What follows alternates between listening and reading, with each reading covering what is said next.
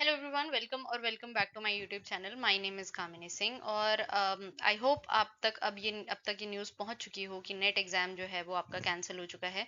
जो अभी अभी 18th जून को आप देकर आए हैं, 19th जून को नोटिफिकेशन आया कि जो आपका एग्ज़ाम है वो कैंसिल हो चुका है। काफ़ी सारे यूट्यूब चैनल्स, न्यूज़ चैनल्स इस बारे में बात कर रहे हैं। आपने काफ़ी सारी वीडियोस देख ली होंगी, but I just wanted to show you the other side of the story. मैं थोड़ा सा अलग से आप लोगों से बात करना चाहती थी, इसीलिए मैंने थोड़ा सा टाइम लिया। कल रात में ही ये न्यूज़ आ चुकी थी। मैं चाहती तो कल रात में ही एक वीडियो अपलोड कर सकती थी तुरंत ही, but I just wanted to take some time to understand the situation, और थोड़ा सा मैं आप लोगों के शूज में जाकर देखना चाहती थी कि किस तरीके से आप लोगों को फील हो रहा होगा और आप नेक्स्ट क्या कर सकते हैं इस चीज़ के बारे में।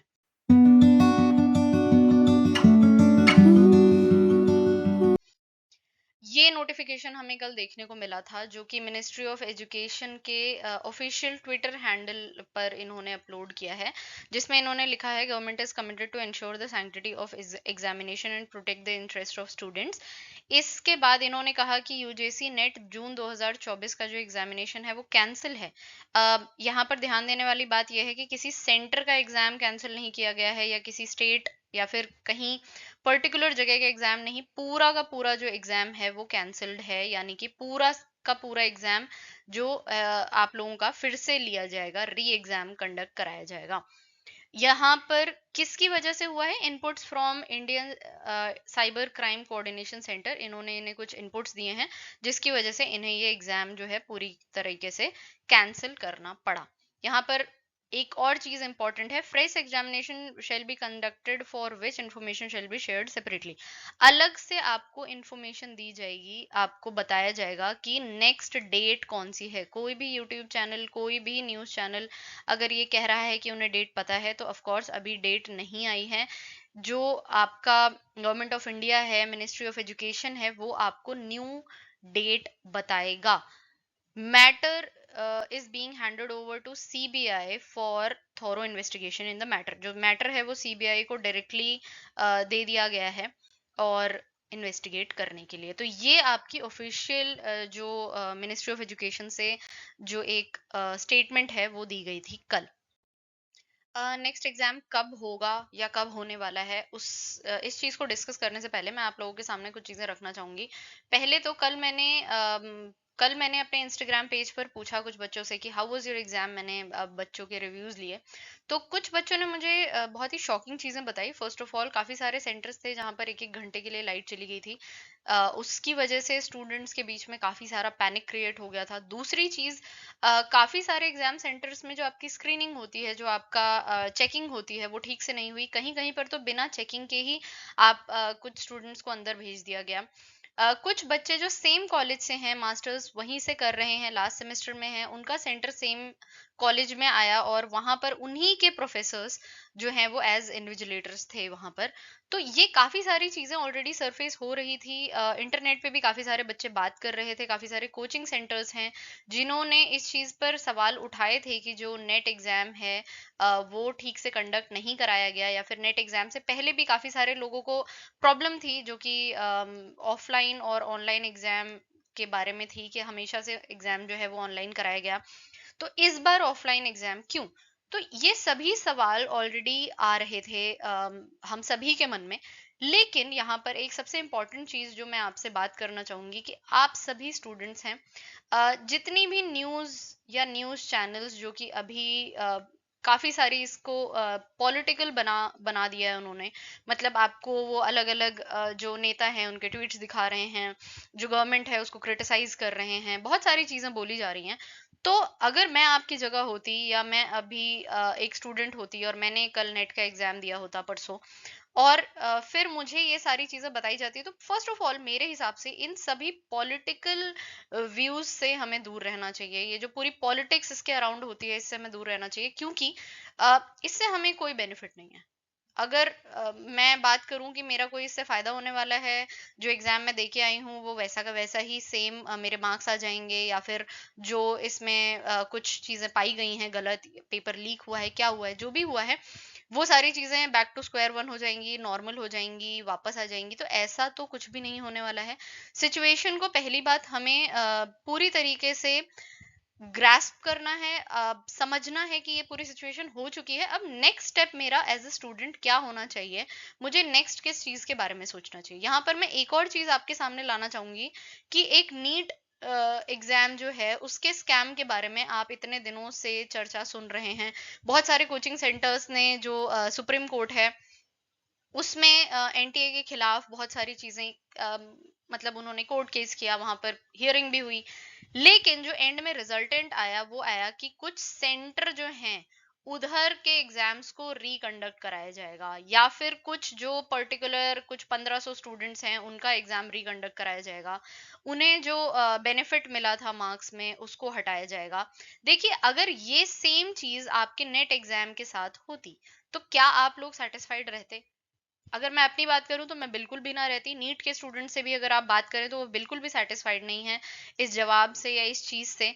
तो जो बेस्ट आपके लिए हो सकता था, जो बेस्ट आपके लिए किया जा सकता था, या जो बेस्ट आपके लिए है वो यही है कि आपका जो एग्जाम है वो रीशेड्यूल हो, सभी बच्चे फिर से एग्जाम दें। क्योंकि आप भी नहीं चाहते कि जो एग्जाम हो चुका है उसमें कुछ बच्चों को पेपर के बारे में पहले से पता था, या कहीं पर जो सेंटर है उनमें उन बच्चों को फायदा पहुंचाया गया और उनका रिजल्ट भी आपके साथ आए और उनको बेनिफिट मिले।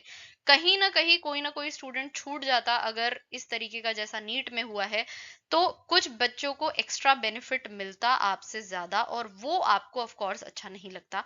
मुझे पता है कि आप सभी ने मेहनत की है, सभी स्टूडेंट्स ने अपना 100% देने का ट्राई किया है।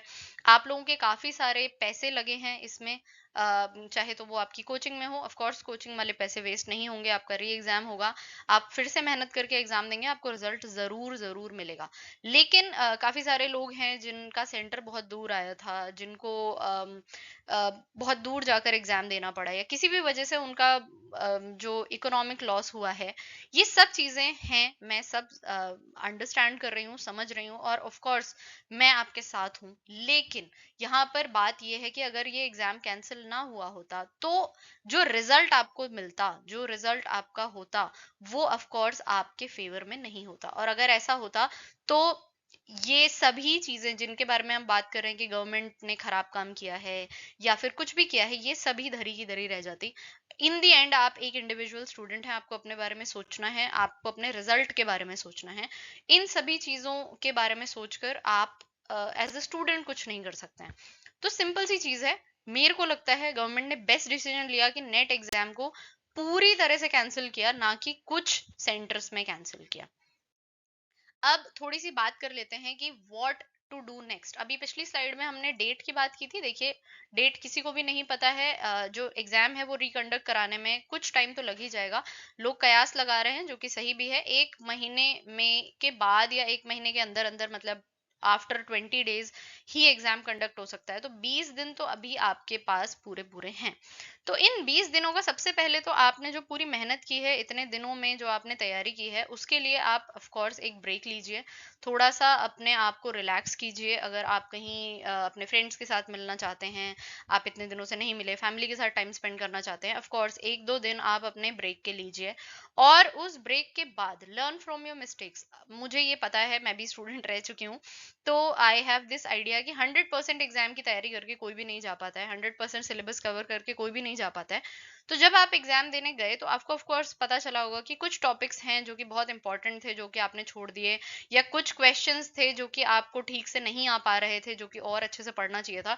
तो उन टॉपिक्स को, उन क्वेश्चंस पर ध्यान दीजिए और उससे सीखिए, और जो नेक्स्ट आपका एग्जाम डेट आएगी उसमें उसका यूटिलाइजेशन कीजिए। और ऑफ कोर्स आपने मूवी देखी है जो 12th फेल है, उसमें आपको बताया गया था कि रीस्टार्ट, हमेशा फिर से स्टार्ट करिए। अगर आपको लग रहा है कि ऑफ कोर्स आप फेल नहीं हुए हैं, आपका रिजल्ट ही नहीं आया है, आपको फिर से एग्जाम देने का मौका मिल रहा है, तो फिर भी एक ब्रेक लेने के बाद, अपनी मिस्टेक्स को एनालाइज करने के बाद, आप फिर से रीस्टार्ट करिए।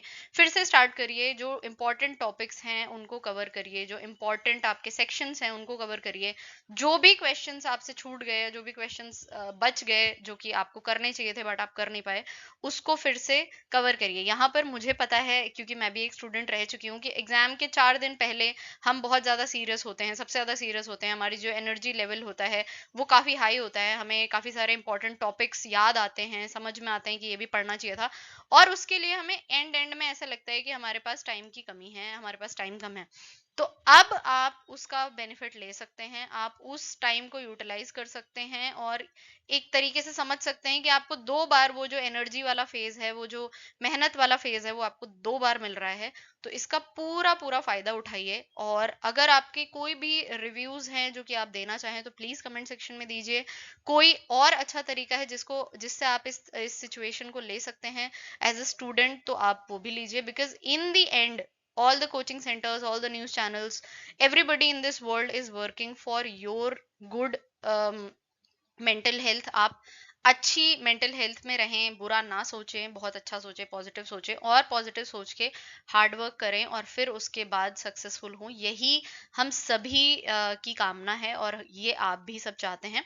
अगर कोई पेरेंट इस वीडियो को देख रहा है या कोई टीचर इस वीडियो को देख रहा है तो प्लीज अपने बच्चे को, अपने स्टूडेंट को एनकरेज करें। उन्होंने बहुत मेहनत की है, थोड़ा सा हार्ड लग रहा, उनका जो एग्जाम है वो रिकंडक्ट हो रहा है, रीशेड्यूल हो रहा है, बट उसके लिए भी उनको बेस्ट टिप्स दीजिए कि वो बेस्ट तरीके से इस अपॉर्चुनिटी को ग्रैस्प कैसे कर सकते हैं, वो एक अच्छे अपॉर्चुनिस्ट कैसे बन सकते हैं। एक सिचुएशन है आपकी, उसमें आप उस अपॉर्चुनिटी को या उस सिचुएशन का बेस्ट तरीके से फायदा कैसे उठा सकते हैं। तो बस इसी के साथ मैं अपनी वीडियो को एंड करना चाहूंगी।